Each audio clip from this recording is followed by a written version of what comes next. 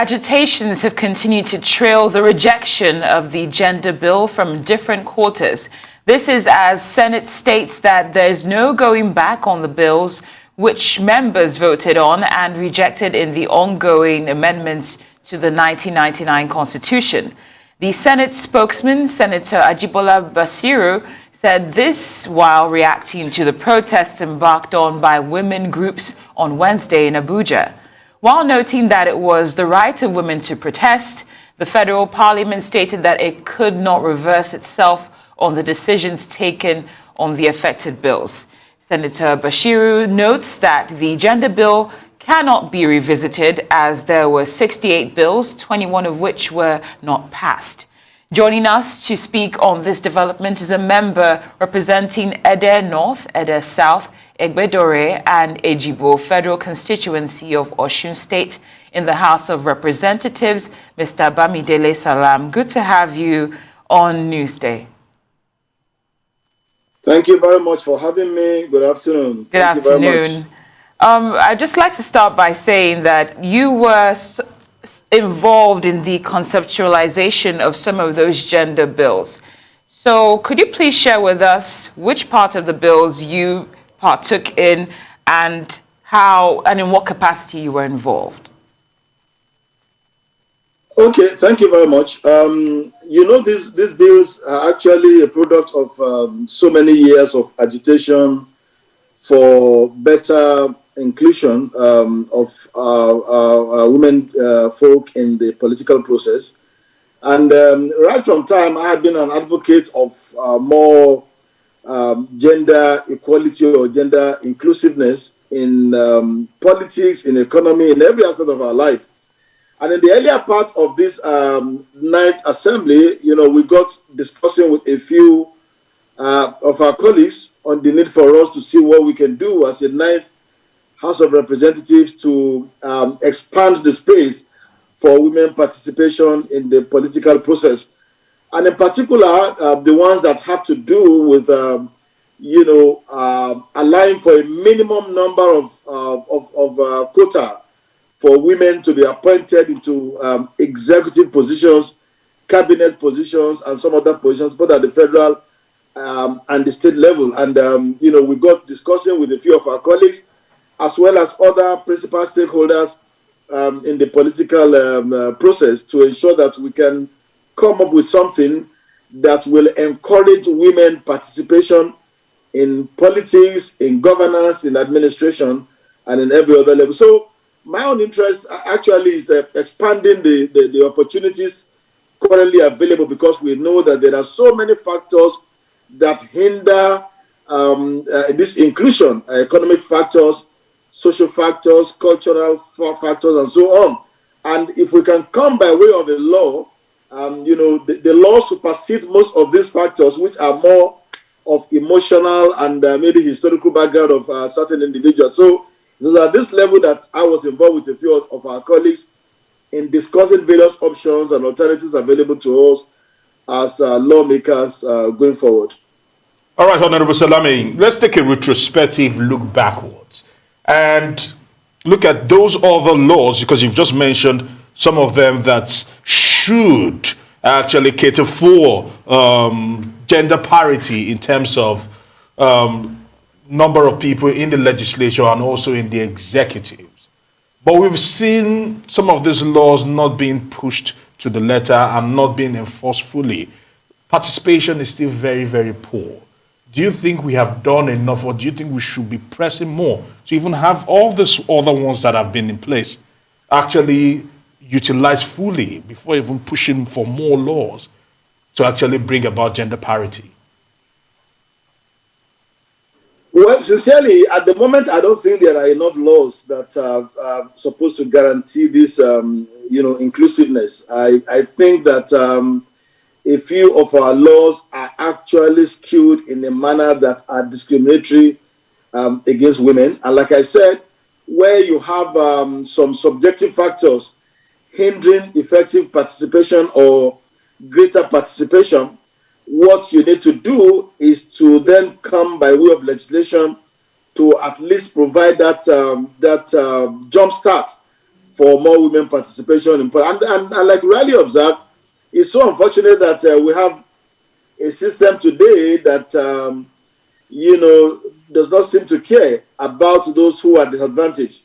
The vulnerables in the society, women, children, and other sectors of the society that are disadvantaged as a result of long years of neglect or long years of negative cultural practices. So at the moment, yeah, there may be a few laws, but we don't have enough of them, to protect the female gender and to advance the cause of the gender. And that was an opportunity which unfortunately we lost in this constitutional amendment process. I personally felt that even though there could have been more engagement before the bills came up for consideration, before the Department of Consideration, there could have been deeper engagement from critical stakeholders with members of the parliament. Because even as we were sitting there, on that day, and that was where this issue of moving for an amendment, which I moved, came on. In my interaction with a few of our members, I discovered that there was very scanty understanding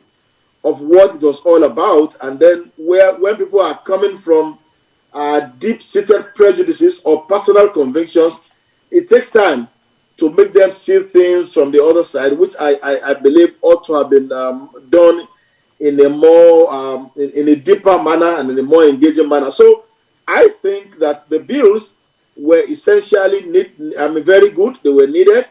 The only one I had my own reservations about was the one that asked for special seats for women in parliament. I would have loved if what we are amending is to ensure that the present composition of the National Assembly leaves out a quota for the women folk, even though people have argued that may appear a little bit impracticable, going by the way our constituencies are delineated across the country.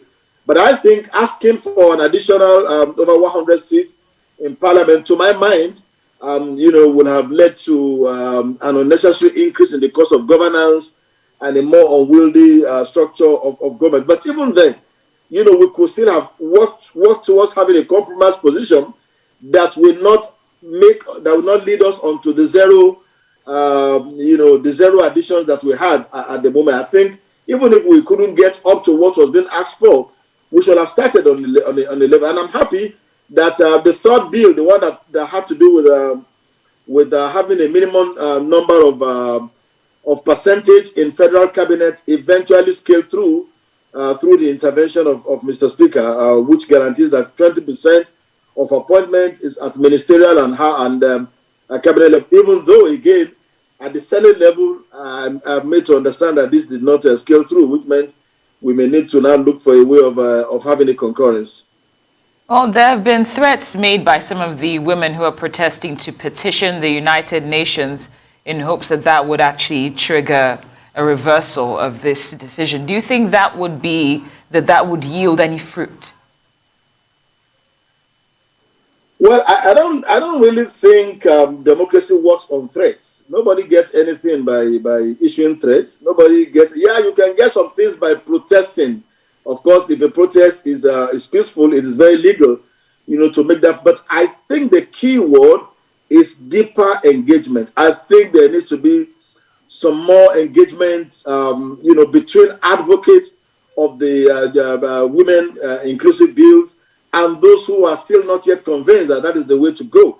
I suppose that if there are deeper engagements, creating platforms for discussions, platforms for debate, and bringing up these issues on the front burner of our national discourse, I so much believe that over time, and over time does not mean the long term, within a few weeks and months, you will surely have more people coming on board. Don't forget that it's not as if we didn't have a good number. We had over 214 or thereabouts who voted in support.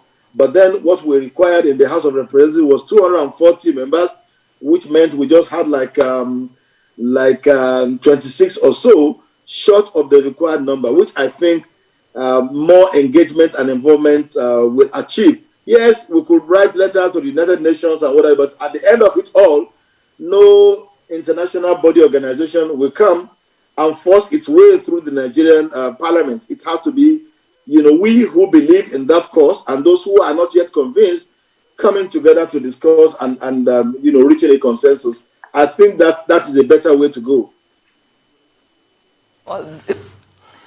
Well, I'm just going to ask you another question. What further action are you looking to take since you were part of the people who, conceptualized this bill, some of these bills that were actually refuted? What further action do you plan to take, and what word of encouragement do you have for the women who have been protesting and have remained relentless? Well, excellent. It will interest you to know that at the moment I'm attending an ECOWAS Parliament Summit in Monrovia, Liberia. And interestingly, this issue was one of the issues that came up in the discussion in one of the seminars we had here yesterday, discussing about the ECOWAS Vision 2050. The ECOWAS Vision 2050 has an aspect that also talks about expanding the opportunities for the female gender in the political process. And the Nigerian case, became a reference point.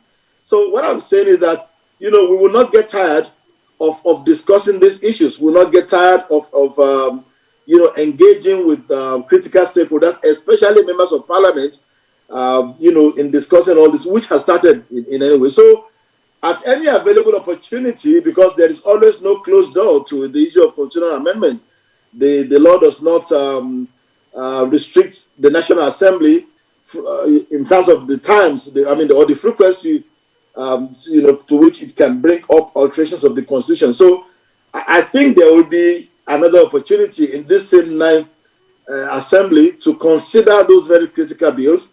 And I'm sure by then there will have been enough done by those of us who are the promoters or advocates or supporters of these bills, to get as many other persons as possible come on board so that we could have a smoother passage next time around.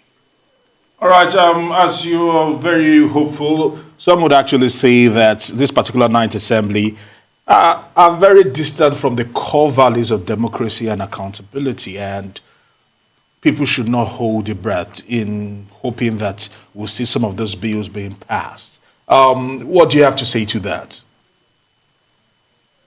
Well, that is absolutely not correct. Whoever says that is not being truthful. It's not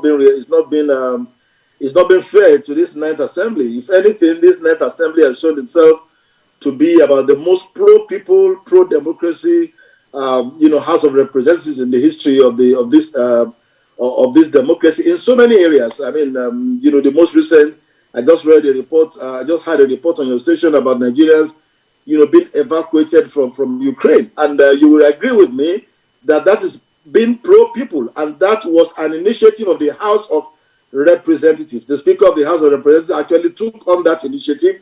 There are so many areas. We had a strike by the Nigerian Medical Association, which the House of Reps came in to mediate, to bring to an end. We had a lot of pro-people, advocacy, apart from lawmaking, which the Ninth House of Reps especially had been involved in the last, 3.5 years. Having been able also to pass some of the critical laws which we had not been able to pass in the last 20 years. The Petroleum Industry Act, for example, was a law that had been hanging for quite a long time, which Nigeria needed to move its oil and gas industry forward. This assembly was able to accomplish that. This assembly was able to also pass the Electoral Act. These are all, acts of being pro-democracy. So whoever is saying that this House is not pro-democracy is not being fair to the House. What some people expect is that there will be a lot of infighting, a lot of threats of impeachment and what have you. And that essentially is not what democracy is all about. Democracy is about engagement.